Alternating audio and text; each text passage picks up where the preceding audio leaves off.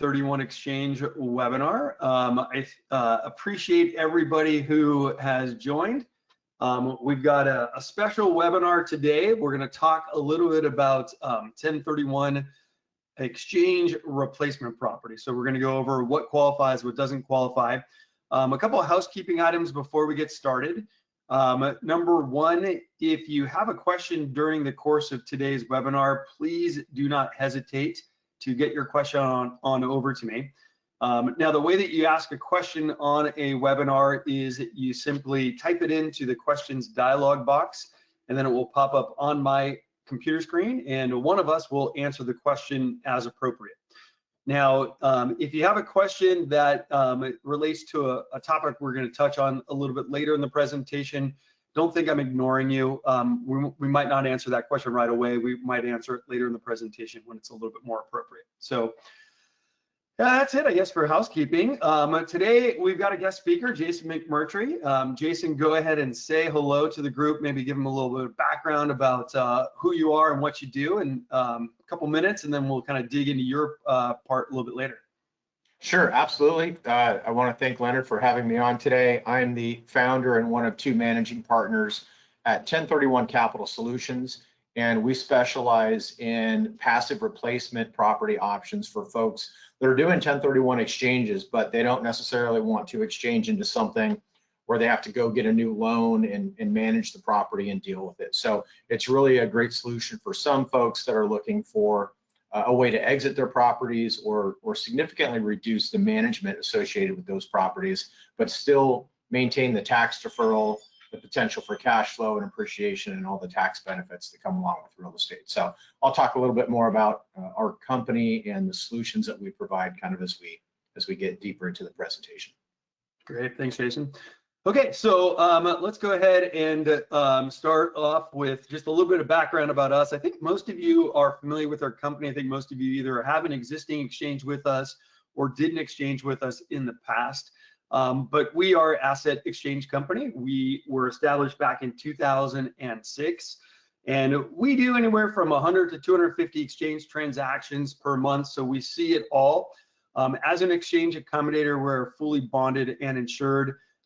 My business partner, who many of you may have worked with personally, is a tax attorney, and he's a member of both the Board of Accountancy and the California Bar. And then hopefully you don't need it, but we do offer all of our clients free audit support. And we really don't want you to get audited, but if you do, know that you've got us. We can help you make a compelling case and substantiate the position that you took in your 1031 exchange. And a lot of the positions you might take with your replacement property could be open to question from the IRS if you get audited. So we're going to talk to you about that today and how to keep yourself safe.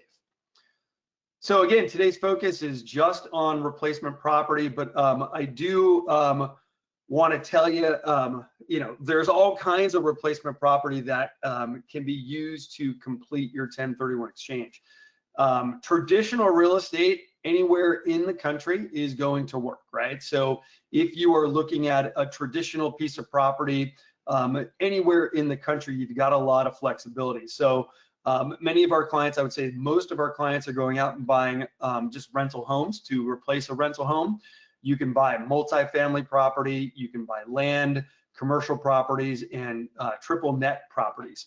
Now, many of you might not know what a triple net lease is. A triple net property or triple net lease is simply just real estate that is leased by the tenant on a triple net basis. And I'll give you an example of that. Chick-fil-A. So a Chick-fil-A building is usually not owned by Chick-fil-A corporate. It's usually owned by an investor. And Chick-fil-A has a triple net lease on that property. And what that means is Chick-fil-A, the business, will pay all of the, they'll pay the rent, they'll pay all of the insurance, they'll pay the property taxes, and they're responsible for the maintenance. So a lot of our investors like these because they're a lot less of a headache than these. Now, the problem with the triple net lease property is you got to have a lot more money to get into them typically, because you're not going to find a lot of triple net lease properties that are in the $500,000 to $1 million range. Usually these are a little bit bigger, maybe starting in the $2 to $3 million range. But it's typical, it could be anything from a retail property to a Walgreens to, like I said, a Chick-fil-A. So now you've got your traditional options, right? And most of you kind of probably already knew what you could buy. Now, what I want to talk about also is some creative uses for traditional real estate. I want to go into these individually, but there are a lot of creative uses on how you can use traditional real estate. So you can, a lot of people will buy a property for their kids to live in through the 1031 exchange. There'll be vacation properties. Maybe you're thinking about a future primary residence. There are what we call split use properties, and then also home offices or ADUs, things like that. So all of that is a potential replacement property if you do them correctly. And you need to make sure, if you're going to be creative in how you're using the traditional property in an exchange, the traditional property you buy for your exchange, you got to be very, very careful. You got to make sure you're following the rules. All right. And then kind of the last category is what Jason specializes in, and that is non-traditional real estate. What happened about 20 years ago is the real estate industry, the big players in the industry said, hey, we would love to have people buy into institutional properties that we can sell them with their 1031 exchange dollars. And there was also a lot of demand from investors. They would have loved to use their 1031 exchange to go into a REIT. Now, most of you know that REITs are not exchangeable because of the way they are structured from a legal perspective. But the big players in the institutional real estate world said, well, geez, what if we could create a product that was similar to a REIT that was exchangeable? So they came up with a product called a DST, and that is where you buy a fractional interest in an institutional grade property. And that is what Jason's going to talk about. Now, what's interesting is that the same industry who created the DSTs also created a product called an UPREIT, where you take a DST investment and then you eventually end up in a REIT investment through the 1031 exchange process. So those are eligible and options for your 1031 exchange through kind of the non-traditional route. And then also, I'm not going to go into much of this, but for those of you who kind of are wondering, well, what outside of real estate might qualify as kind of non-traditional options, there are oil and gas rights that you can exchange into. I've been doing this for 20 years. I think maybe in the 20 years that I've been doing this, I've seen 1 or 2 clients go into oil and gas rights. It's not common. Typically, people in Texas, might be interested in something like that. But if that is something you are interested in, there are options available for you in that regard. Okay, so I also want to talk about what does not qualify for 1031 exchange.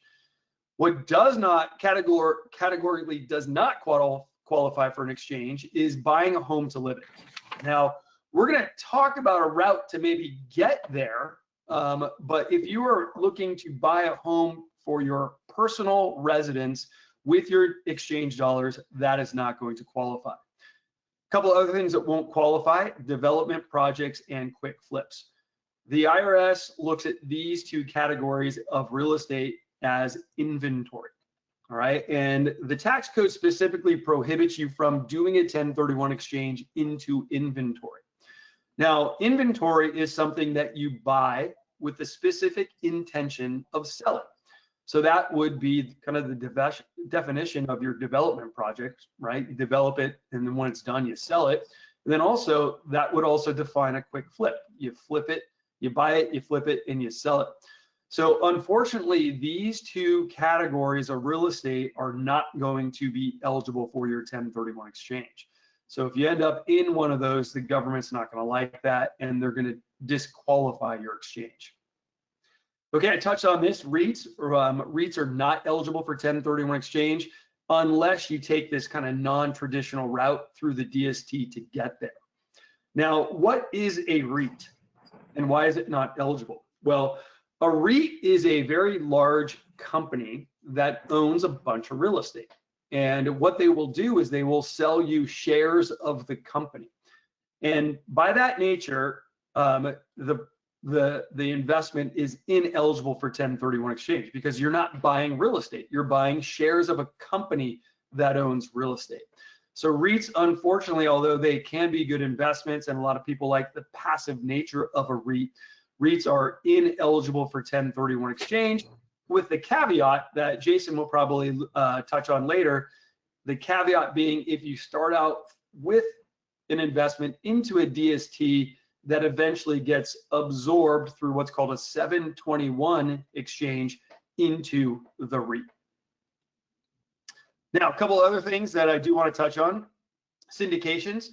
There's a lot of syndicators out there who offer some really good real estate investments, but they structure them as LLCs or limited partnerships where you are buying a share of a LLC or a share of a partnership and not real estate. So these syndications are ineligible. You can't sell real estate and buy shares of a partnership or shares of a company, similar to what is being offered through a REIT. And then finally, just some things that we do get questions about. Can I buy a mobile home to complete my exchange? Can I buy an RV, a houseboat? If it has wheels, if it floats with an engine and you can drive it around, it is not going to be considered real estate, and it is ineligible for 1031 exchange. So if it's registered with the DMV, that's a pretty good sign that it's not real estate, and you're not going to be able to do a 1031 exchange on it. So any questions? I do have one question that has popped up, how easy it is to get in and out of DSTs. And Peter, we're going to let Jason talk about that. But specifically on these categories of what kind of is and what isn't eligible for exchanges, any questions on that? Now, there is one thing that's kind of really interesting. And so we're based out of the Bay Area. Our headquarters, at least, is in San Francisco. We work with investors, as you guys probably know, nationwide. But in the Bay Area, over in Sausalito, we have these houseboats that are permanently moored. And that, interestingly, is going to be eligible. So there's always kind of these weird things. So if you come across something that you think, well, geez, this might be an interesting opportunity, and it doesn't fit into one of these neat little boxes, just pick up the phone and give us a call, and we'll try to figure out whether or not it's going to be eligible for exchange or not. All right, but here's your kind of basic categories right here. So let's dive a little bit deeper into the kind of first creative use for traditional real estate. So we get asked a lot, being in California, if our clients can use the 1031 exchange to help them, their children, buy a primary residence. Okay, so you want to take your 1031 exchange dollars and you want to buy a property that your adult child and maybe your grandkids can live in. Can you do that? What do you guys think? Well, the answer is yes, but it needs to be done correctly, right? And there's kind of two ways to do this. I like option number one here. So option number one is you go out and you just buy a property that satisfies your exchange requirements, all right? So if you sold a building for $1 million and you want to go out and buy your kid, your adult kid, a property to live in, you go out and you buy another property for $1 million or more, and you just rent it to your kid, right? So your adult child becomes the tenant of your exchange property, and that is absolutely legal, and it's legitimate, provided that you are charging your adult child fair market value rent, and your adult child is at least 18 years or older. So that would work for your adult aged college student. It will not work for your middle schooler, right? You can't buy a property and rent it out to your 12-year-old. The other thing I want to make sure that you do when you buy a property that your child is living in, your adult child, is that you make sure that you report the rental income from your child for at least 2 years. Okay, don't take rent from them for 2 or 3 months and then just stop collecting rent. What I want to see established on your tax filings is rental income from that property for at least 2 years. That way, if you get audited, then you've got kind of a bulletproof case that this was a legitimate investment property. Now, the next question I know you're asking is, geez, Leonard, what about after 2 years? Well, after 2 years, you've kind of solidified that property on your taxes as an investment. You should be okay for your 1031 exchange. If you want to stop charging your adult child rent, you can. It's completely up to you. After 2 years, you're in that safe kind of period where you've met the requirement of buying an investment. And then after 2 or 3 years, if things change and you don't want to charge your kid rent anymore, you don't have to. All right, so that's up to you and your child. So that's option one, just buy a property and rent it to the kid. Now, the big problem with this is your kid's going to say, and I know this from experience working with my clients, your kid's going to say, well, geez, I want to be on title. Okay, well, that's going to complicate things. All right, if you can avoid having your kid on title, I recommend it. But if you want to put your kid on title, you can. But then your kid becomes a partner with you in your 1031 exchange property. And that's fine and dandy, but what we do when we have a partner is we want to treat the partner like a legitimate business partner, okay?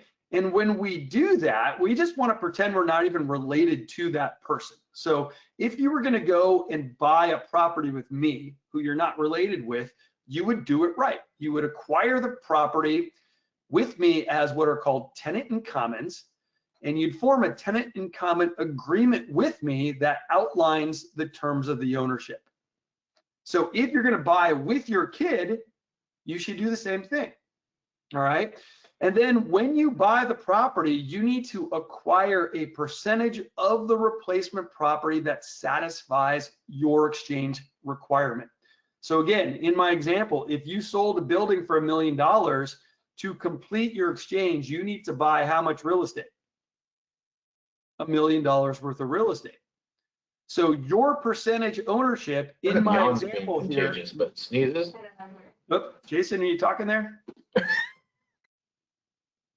Oh. So your percentage ownership in this property that you've acquired with your kid here, it needs to be worth $1 million or more. So if you're selling for $1 million and you're buying for $1 million, there's no room to add your kid, right? However, what happens if you sell for $1 million and you buy a new property worth $2 million? Well, then you can own 50% of it and your kid can own 50% of it. So there's room to bring your kid into the deal, okay? And that's important. You got to buy enough real estate to bring your kid into the deal, because if you only replace the value of what you sold, there's no room to bring your kid in. So you're gonna have to go up in value, and your kid can take title to that incremental value that you acquire. Now, when you buy this property, you sold for $1 million, you buy this property for $2 million, you're gonna own 50% of it, and that will satisfy your exchange requirement. You're gonna then, first thing, you're going to go back and you're going to make sure you have a good tenant in common agreement that outlines the terms of the ownership. And then what you're going to do is you're going to allocate the burdens and benefits of ownership according to your percentage interest, right? So what that means is 50%, excuse me, 50% of the property taxes should be paid by you, 50% should be paid by the kid, 50% of all of the maintenance expenses should be shared between you and the kid. So you want to make it look like a real business relationship, just like you and I would have if we were owning real estate together, right? So you want to share the burdens and benefits according to your ownership percentage. And then you need to make sure that the portion of the property that you own is an investment. And what that means is collecting and reporting rental income from your kid, right? So you own this property with your kid and he owns 50% and you own 50%. So what that means is he's going to have to pay you rent for the portion of the property that you own. So if this property would rent to a stranger for $6,000 a month, then your kid should pay you $3,000 a month for your half that you own.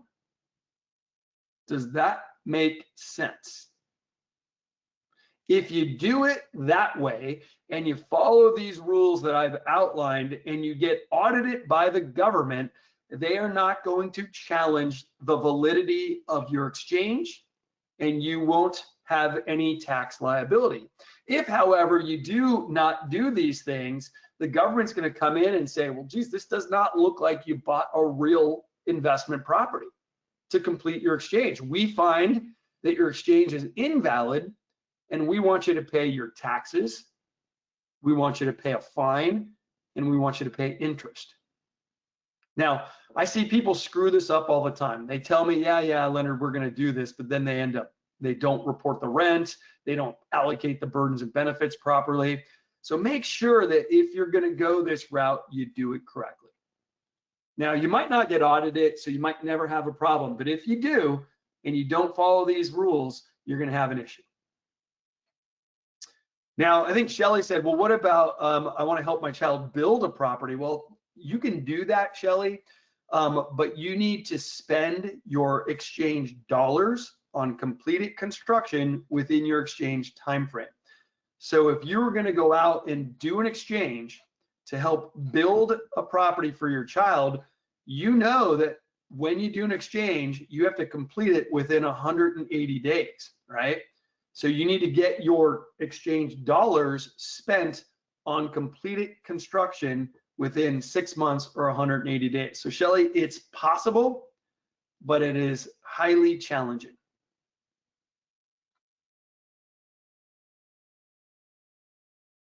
All right. Now, Peter's got a question. How can you finance the other TIC portion if they don't have any money? That's a problem, right? If your kid has no money and can't qualify for a loan, you're going to have to go and talk to your lender and say, hey, lender, I'm buying this property. I'm bringing in my 1031 exchange dollars. My son's going to be on title. Is it okay if I'm the only one on the loan? Kid doesn't have any money. That's going to be a problem. All right. So that could be a big challenge for you, Peter. Okay, what about vacation properties? In a 1031 exchange, can you buy a beautiful property up in Lake Tahoe or Big Bear and use that as your 1031 exchange replacement property? You can buy anything you want, but if you're going to use this property as a vacation property, you need to make sure that you limit the amount of personal use you have on that property. Okay, so let's start with the personal use limitations. If you are going to buy any type of property, and I use vacation properties because these are the ones that are most likely to be used by you, our clients, you need to limit your personal use of the property to 14 days for each of the 2 years prior to the exchange, or 10% of the number of days it was rented. So the government says, hey, we don't care if you use this property here, but if you use it too much, that's a problem. So the government says you can use it 14 days per year or 10% of the amount of time it was rented. So let's go over that 10% rule. If you rented the property out for 300 days, you can use it for 30. If you've rented it out for 150 days, you can use it for 15. Okay, that's the formula that the government gives us. Now, it's going to be very difficult, I think, for the government to know maybe exactly how many days you were there. But if they find out and you exceed these personal use limitations, guess what's going to happen? You're going to have a problem. And that problem means your exchange could get disqualified. All right, so we want to make sure that we are aware of these personal use limitations and we abide by them for the first 2 years. Now, the other thing that I want to point out is that when you buy a property in Big Bear or Lake Tahoe, you actually don't have to rent it out for very long in order for it to be eligible. So once you buy it, the first 2 years, again, are crucial in establishing it as an investment.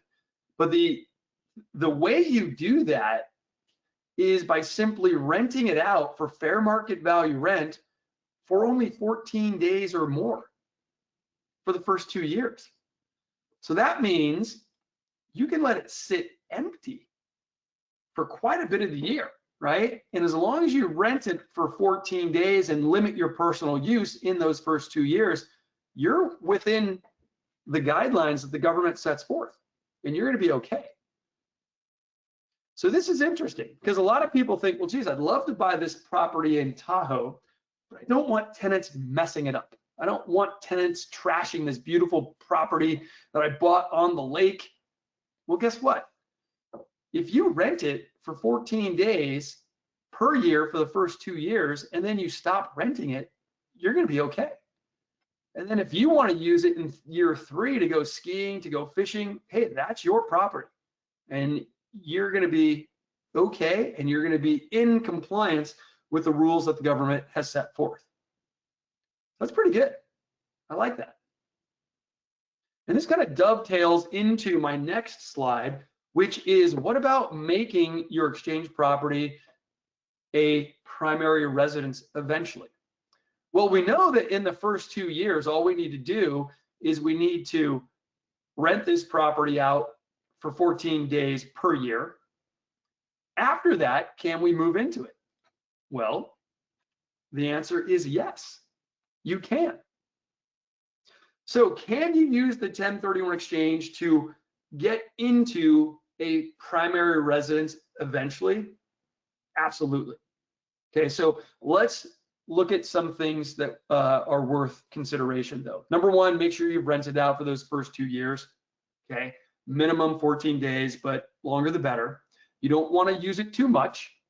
You want to make sure that you're reporting all of your rental income and you are depreciating the property for those 2 years. After 2 years, it's technically safe to go ahead and move into the property. And guess what, ladies and gentlemen? If you live there long enough and you own the property long enough, when you sell it, you can take your homeowner's exemption. That's a pretty good deal, right? So when you sell this property, a portion of your gain will be excluded from taxes because you have lived in the property as your primary residence.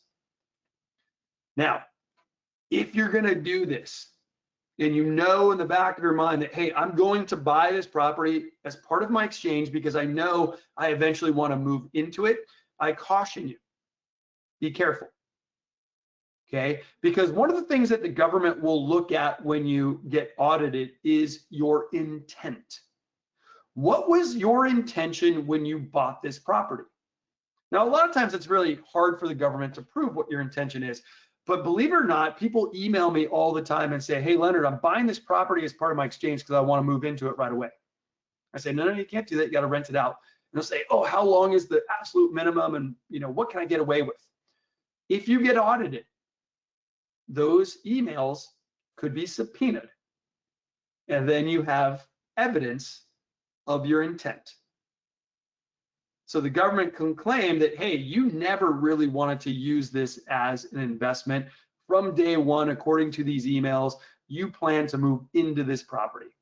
And then they can disqualify the exchange. So if in the back of your mind, you're thinking, well, geez, I'd love to move into this property down the road, don't memorialize it. Don't put it down in writing.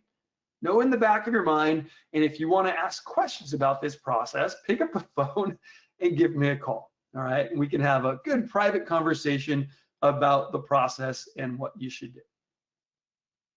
Okay, so some good ideas here for you in terms of long-term planning. Now, before I pass the conversation over to Jason, I want to talk about one other thing that comes up a lot, where people will do an exchange, they'll sell a property that is 100% investment, and they'll buy something that is what I call split use. Okay, so let's take a look here. Fact pattern, I sold a property for $1 million. It was 100% investment. So this was a rental property that I owned in Texas.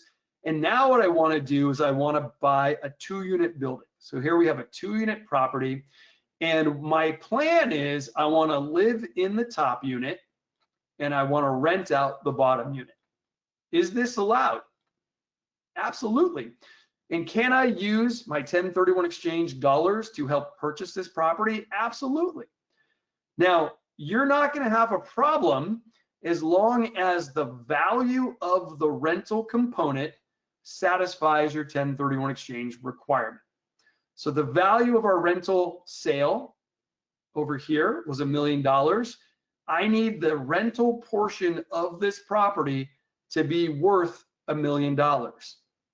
So if I buy a $2 million property and I rent out 50% of it, that works. So you need to do the math when you're looking at these things and think, well, geez, am I buying enough real estate? And am I allocating enough of that real estate to the rental component to make sure I'm okay with my 1031? If you are, good stuff. If you're not, well, it's not the end of the world, right? What happens if the value of this rental component is only $900,000? Well, then you trade it down in value a little bit, and the difference will be taxable. Now, this holds true for a duplex that you're going to rent out, or a triplex or a fourplex where you're going to live in one unit and rent out the others. But it also holds true, ladies and gentlemen, for home offices. So imagine this unit is not a rental unit, but it's an office. So you've got a home office that is downstairs, and upstairs you reside in the top unit. Well, as long as it's legitimate, that works. Okay, so if you got a real business and you run your real business out of that home office and you report it on your tax filings, you're going to be good to go. So very, very good creative use for our 1031 exchange dollars. Something that I think, you know, a lot of people don't think about. So we want to bring some of these creative uses for traditional real estate into the forefront with our clients while they're looking at replacement properties. Now, one of the non-traditional properties that a lot of people ask about is the Delaware Statutory Trust. And I'm going to hand the presentation over to Jason. But one of the ways that I like to kind of explain what a DST is simply a big building that is sold to investors in little slices, right? So you'll get a slice, you'll get a slice, I'll get a slice, and we all own the building together. Now, these are sold through specific DST advisors. And Jason McMurtry is a DST advisor that I've known for what, 25 years, Jason? Maybe 30 years now? Getting old, buddy. So Jason's been around the block just as long as I have, and he's actually a much better resource to explain how this product worked and what it is and what kind of returns you can expect. So Jason, I'm going to go ahead and let you take over the screen, share whatever you want to do. So why don't you go ahead and do that now? Okay, so I have control here. Hang on. All right. I'm gonna give you control here. Make presenter. Okay, so you should be able to accept and go ahead and take over. All right, let's see if I can get this. This is actually a good segue to while we're waiting for Jason to take control. We can see yeah, there we go. So if you have questions, guys, gals, on the webinar, go ahead and type your questions into the dialog box. If you have questions for Jason, type them in as well while he's talking, and then I will read your questions to Jason. All right, thanks, Leonard. You can see my screen as well as me, right? Yep, we can. Perfect. Okay. Well, as I mentioned earlier, I'm the founder and one of two managing partners at 1031 Capital Solutions.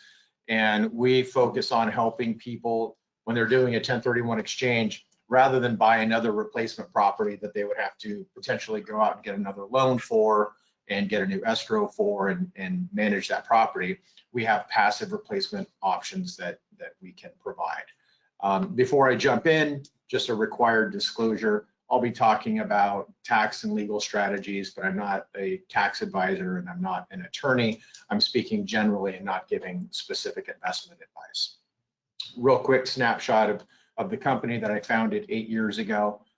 Between the other managing partner and myself, we have more than 50 years of combined experience. The group you're looking at on the screen has placed over $650 million in DST transactions, and that's just over the last 8 years. So we've done well over 1,000 of these individual transactions. We're really experts at it.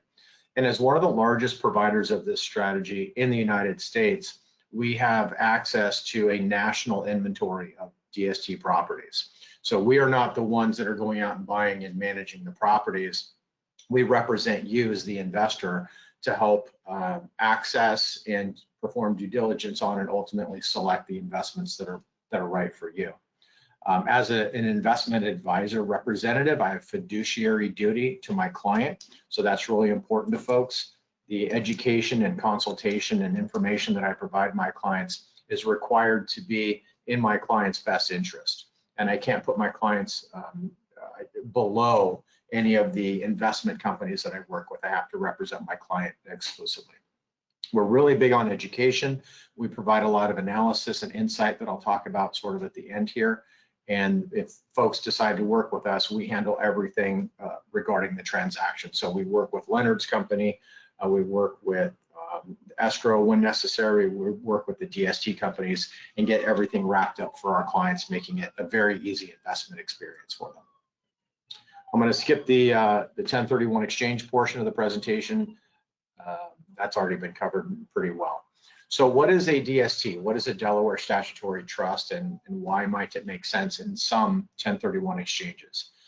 A Delaware Statutory Trust is exactly that. It is a trust. So if you have a family living trust, you know what a Delaware Statutory Trust is. It's a grantor trust. The difference is, whereas typically a husband and a wife maybe are the only two owners of a trust, in a Delaware Statutory Trust, there might be 100 or 200 owners that own shares of the trust, and that trust in turn owns a piece of real estate. This strategy was reviewed and passed on in 2004. So the IRS looked at this strategy and said, this is becoming a really popular strategy within 1031 exchanges, and they wanted to make sure that it was going to be allowed by them. So they issued Revenue Ruling 2004-86, and it spells out, yes, DSTs are 1031 exchangeable, and it gave us the rules we have to follow. The number one reason that people invest in these is because they want to get out of the business of real estate. They want 100% passive ownership experience. They want the potential for monthly cash flow, appreciation of the property, all of the tax benefits of real estate, but without any of the headaches of dealing with tenants or property managers or refinancing loans or maintenance or lawsuits or any of the other things. So it's a completely passive investment experience from the investor's point of view. The DSTs that we represent with our clients are all comprised of very large institutional type properties. So you don't have a single family residence or a duplex or a triplex. It would be a 200 unit, 300 unit apartment building, large industrial building, those types of properties. And there's all shapes and sizes and varieties. So some DSTs are office, some are retail, multifamily, industrial, student housing, senior living, self-storage, you name it. If it's commercial real estate, that can also be a DST. Obviously, the ones that we recommend are really driven by what's happening in the economy, what's happening in different sectors. Some are always in favor and some are more out of favor. And so the recommendations that we make are typically the product types that are performing better given the market conditions. Some DSTs are a single property. So it would be $100 million apartment building in Denver, Colorado, as an example. And there might be 100 or 200 investors that co-own the DST that owns that single property. Some DSTs will put 2 or 3 or 4 or sometimes even 10 properties in a single DST.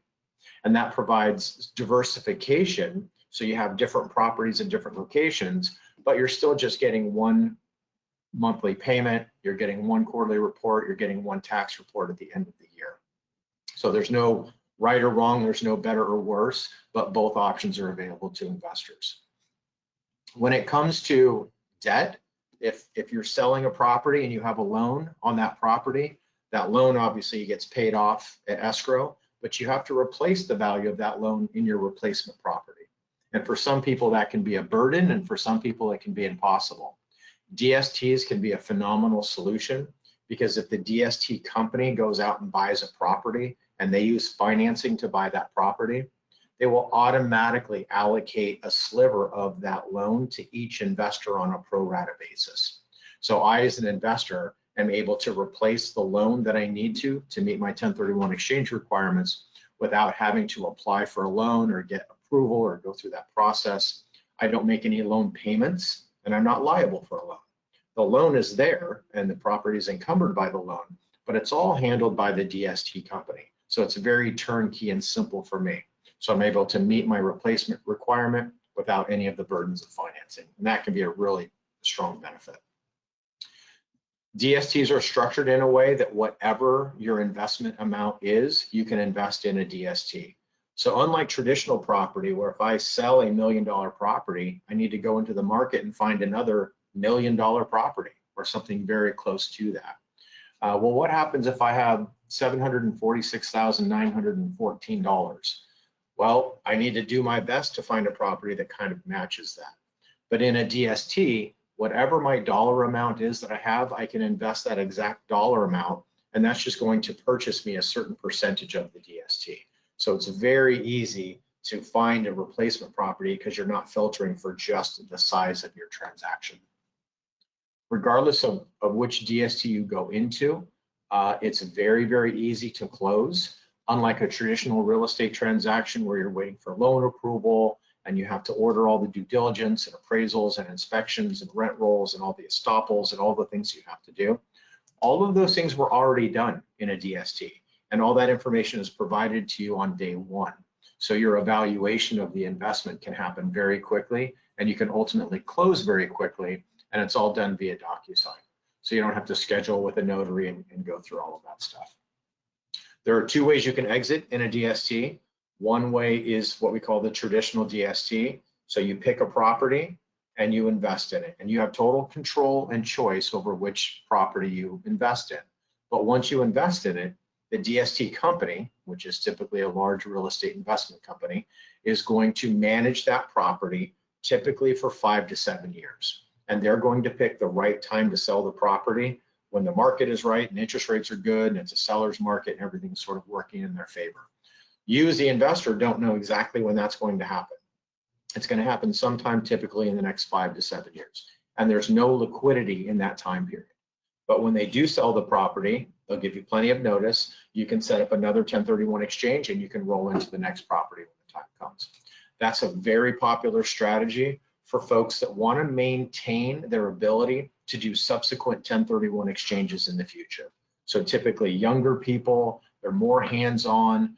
Maybe they're going into a DST to temporarily reduce their management burden, or to just take one of their properties that's problematic kind of out of the management puzzle. But they may want to go back and buy a property in the future. The other exit strategy is the 721 UPREIT that Leonard mentioned earlier. This is more appropriate for older people that are very confident that they don't want to be a landlord ever again in the future. They don't want to come back to the table and do a 1031 exchange. They're probably going to get a step up in basis on this property at some point in the near future.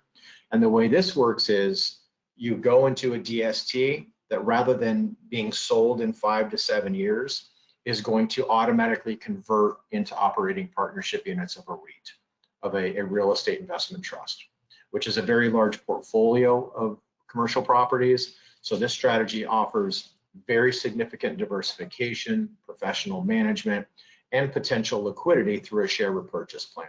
So under this strategy, if in 5 or 6 years you've got $1 million in there and you say, I want to get $10,000 out and spend it, or I want to get all of it out, I want to get the entire $1 million out, you can do that through the share repurchase plan.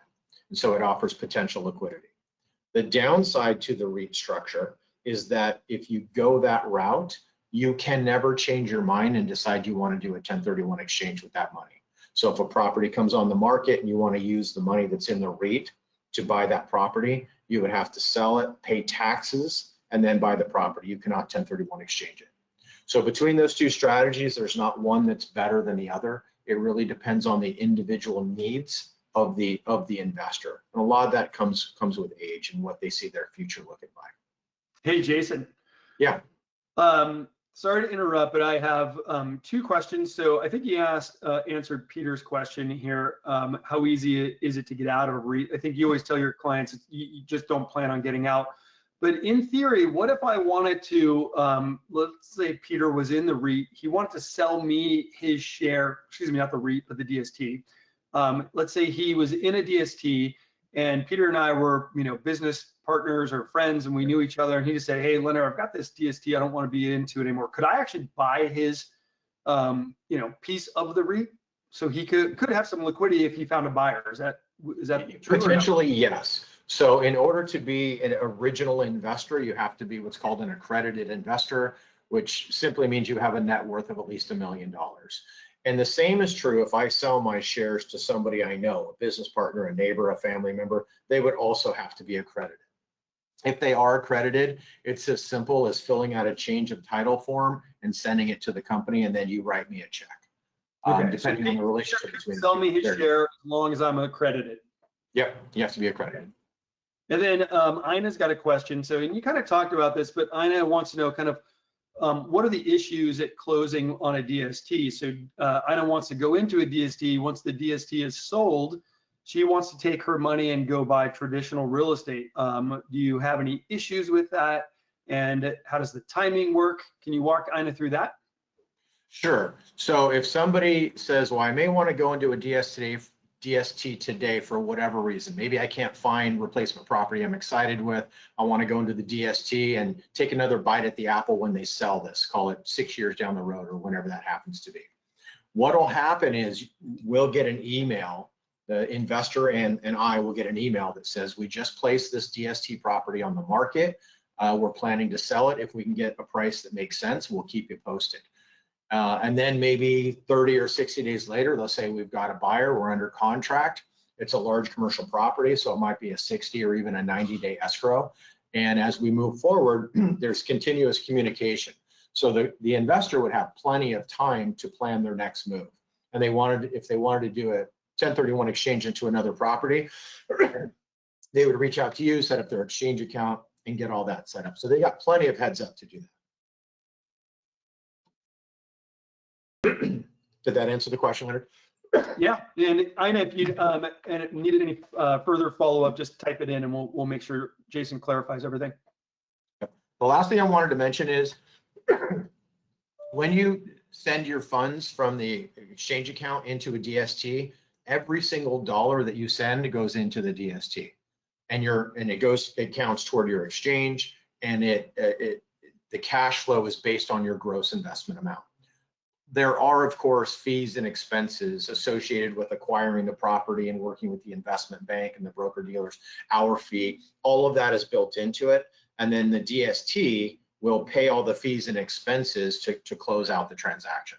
So investors don't send me any money. We don't send them a bill. It's all sort of an internal expense from the DST. And how much those fees and expenses are vary greatly depending on which DST they invest in and what strategy it is, how much you're investing. So it could be as low as a couple percentage points up into 10, 15% on some of them. We tend not to recommend those, but they're out there. So the costs are wide, but they're all built into the DST. And part of the process is to evaluate the fees for the specific DST you're looking at to see if it makes sense. I'm going to go through this a little bit quickly because I know we're coming up on the hour here. But if somebody chooses to go with the 721, there's some important timelines to keep in mind, and you don't have to memorize this because we have it memorized, and we talk to you about it as you go through it. But it starts with selling your property today. The money goes to the exchange accommodator, and then we pick a DST that we know is affiliated with a large REIT. And oftentimes that DST property started in the REIT to begin with. So they took it out, they turn it into a DST, and you invest in it because the expectation is that DST is going to merge back into the REIT. So before that happens, you're going to sit in the DST for a minimum of 2 years to keep the IRS at bay, to make sure that they don't call it a inventory and it's churning property over. And you'll get your cash flow from the DST. And many of these structures back the cash flow by the REIT. So the cash flow to the investors, the rent coming to the DST is guaranteed by the REIT through a tenant agreement, which is fantastic. Then after approximately 2 years, your interest automatically converts into the REIT through a tax-deferred 721 exchange, so no taxes paid there, but you get a letter that says, congratulations, you now own operating partnership units of this REIT, and now your cash flow is coming from 100 or 200 properties, not just the one DST property. After you've been in the REIT for 12 months, you can then exercise the share repurchase plan. And that's what allows investors to potentially sell some or all of their shares at a time of their choosing. So they're not waiting for anything to sell. After they've been in the REIT for a year, if they want to sell a small piece or the entire amount, they put in a request through the share redemption plan and they can get cashed out. After they've been in the REIT for 2 years, and this is pretty exciting, after they've been in the REIT for 2 years, the way the IRS counts distributions is basis first and then capital gain. So example, I have $1 million property, I have $400,000 cost basis, I've got $600,000 of capital gain. I go into the DST, which goes into the REIT. Then I decide after that 2-year period is up that I've been in the REIT, I want to pull out $400,000. Well, the first $400,000 that comes out is my cost basis and therefore tax-free. So I can spend it, I can put it in the stock market, I can buy another property, I can do whatever I want. It's tax-free money. Then the remaining $600,000 or whatever it's grown to when I withdraw that is going to get taxed at all the capital gains rates until there's a step up in basis. So depending on your state, if you're in a community property state like California, when the first spouse passes, you're going to get a full step up in basis. The surviving spouse can sell the entire REIT interest tax-free, put it in CDs, put it in the stock market, buy more real estate, spend it, do whatever he or she wants. So that's kind of a lot. I won't go into it too much more, but if you have questions, I'm going to leave my contact information at the end here. I talked about how loans are assigned to investors on a pro rata basis. So here, let's walk through an example here. Let's say I have a property that I'm selling and I'm going to put it through a 1031 exchange. It's $1 million property. I have 600,000 of equity and a $400,000 loan. So what happens is I sell that property and the loan gets paid off in escrow. So what goes to the exchange accommodator, what goes to Leonard's company is $600,000. But as Leonard pointed out earlier, I need to purchase $1 million worth of property because that's what I sold. So if you work with my company, we would find a DST that has a 40% loan to value, which means that the DST property, as an example, was purchased for $100 million. And they wrote a check for $60 million and they borrowed $40 million. So it's a 40% loan to value. If we invest your equity, your $600,000 equity into that DST, you're going to get a pro rata share of that $40 million loan, which in this case is $400,000. So your closing statement is going to say you invested $600,000 of equity, you were allocated $400,000 of debt on a pro rata basis, and therefore you've met your replacement requirement. But you didn't have to fill out a loan application, you didn't have to get approved, you don't make any loan payments. It's all done at the DST level, which is really fantastic. In terms of fees, I kind of mentioned the range, but I think it's helpful to put it in context. When you invest in a DST property, you don't just get the property. You're getting the property or your percentage of the property, but you're getting a lot more. And some of the things that you're getting include this list here. So a lot of people are trading from a single family residence or a duplex into very large, incredibly nice institutional quality property. So a brand new Class A apartment building or industrial building with tremendous economies of scale and just great economics. The appraisal has already been done. You don't have to order that and wait for that and review it. It's already been done and available to you. The inspections are done, multiple levels of due diligence for that property. The financing's already been arranged and put in place. You have the benefit of working with an advisor like me or somebody on my team to help you pick amongst the vetted options. You close on a DST transaction in 3 or 4 days, not 3 or 4 weeks or even months. The property management is built in, the asset management, the bookkeeping, the accounting, the tax reporting at the end of the year, that's all included and provided to you. You have built-in liability protection. So some people get an LLC for each of their properties, so they have liability protection. The trust offers that same liability protection, so you don't have to maintain that.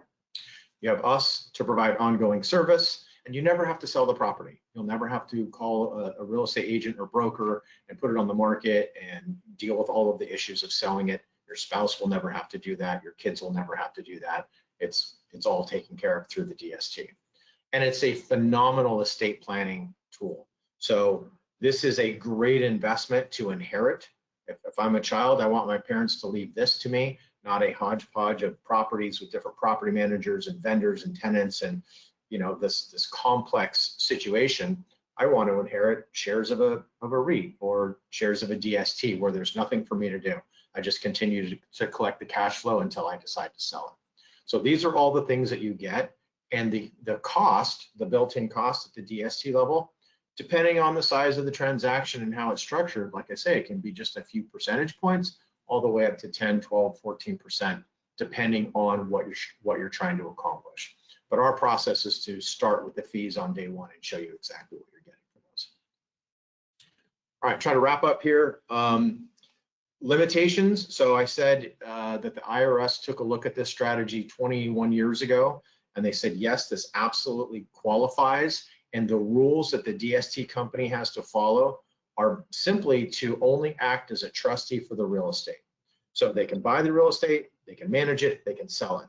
They can't change the property from one to another. They can't change the financing. They can't do capital calls. They can't get more investors to devalue the current shares. It's a really what you see is what you get scenario, which is really good for investors.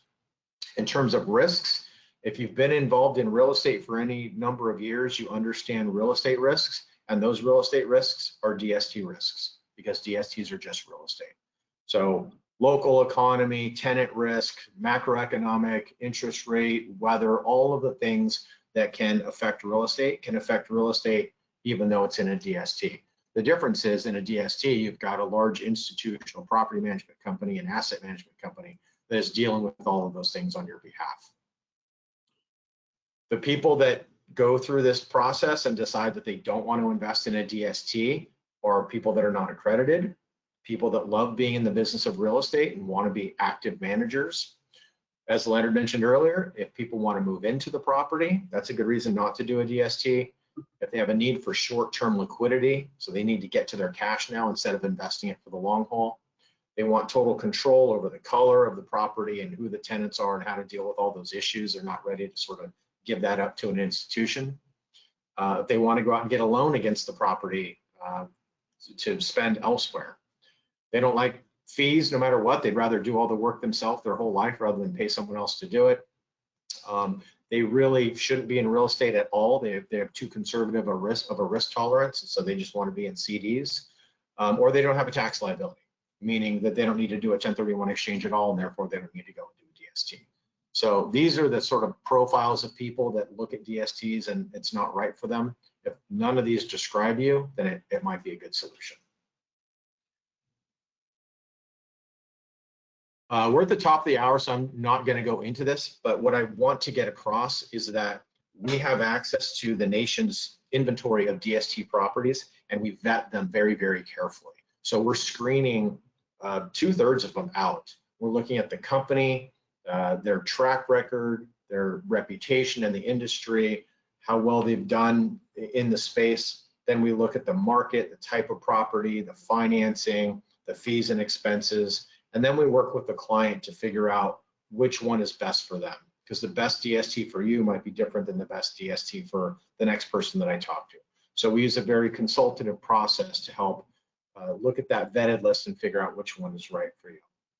I'm available for calls. I've got a team of advisors that's available for calls to answer all of your questions.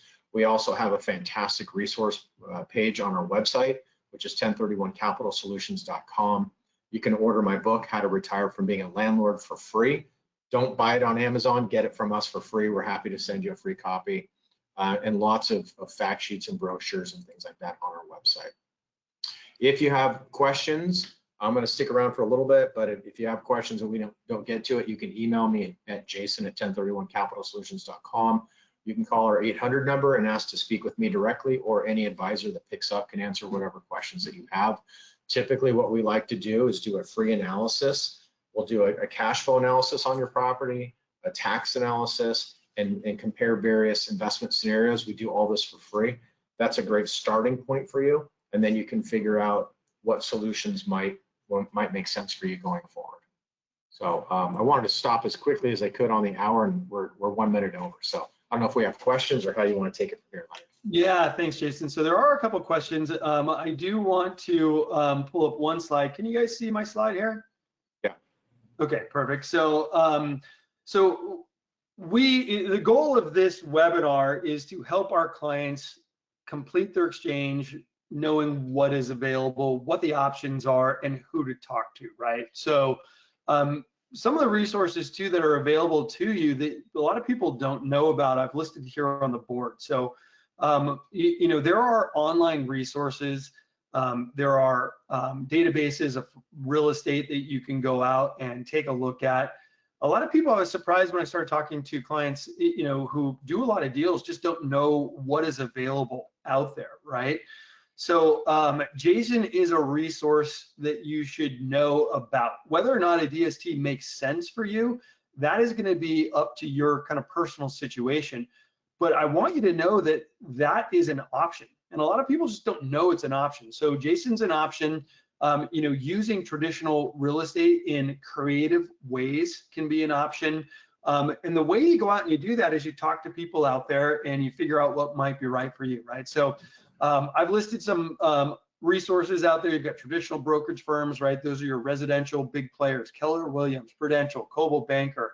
You've got commercial real estate players out there: Marcus & Millichap, Colliers, C.B. Richard Ellis. Online resources where everybody can see all the listings that are available out there. There's LoopNet.com, commercial listing service. You've got Crexi, Zillow, Realtor.com. You've got DST brokers out there, people like Jason. You have DST sponsors out there, people who Jason works with, and he can introduce you to their products.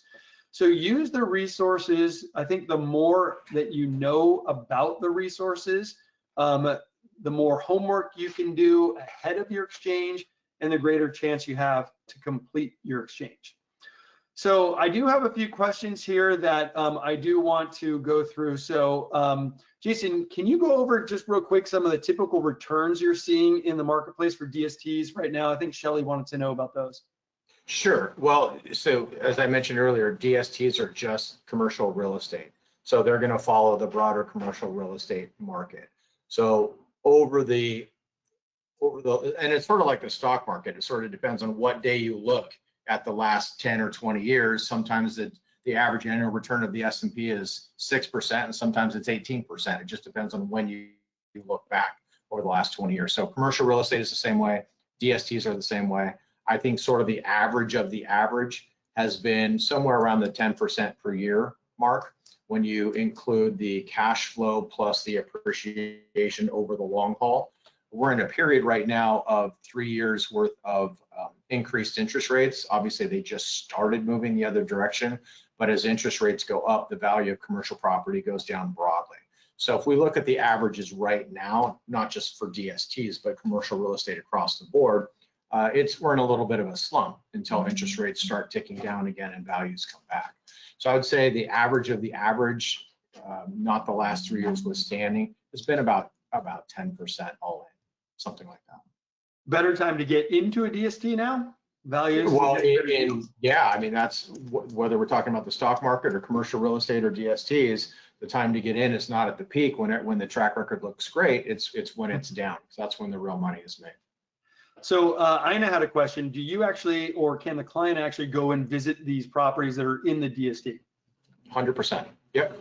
So these are physical properties. They're located all over the country, and clients can absolutely go, do property tours, depending on the type of property. If it's an apartment building, we meet with the property manager, the asset manager, we tour the property, we kind of walk down the halls. If it's a FedEx distribution center type thing, we might not have as much access to the inside, but we can certainly go check it out. But yeah, all the normal due diligence items are available. The inspection, the appraisal, everything is available, including visiting the property, and we help coordinate that. Perfect. All right, that's it for questions. So we're going to go ahead and wrap it up. We're a little bit past the hour, so we apologize for that, but appreciate your time. If you have any questions for Jason, for myself, let us know. You've got my contact information on the board. I will also distribute Jason's contact information to everyone who registered as well. So thank you all very much, and appreciate your time. Take care, everyone. Thanks, everybody. Thanks.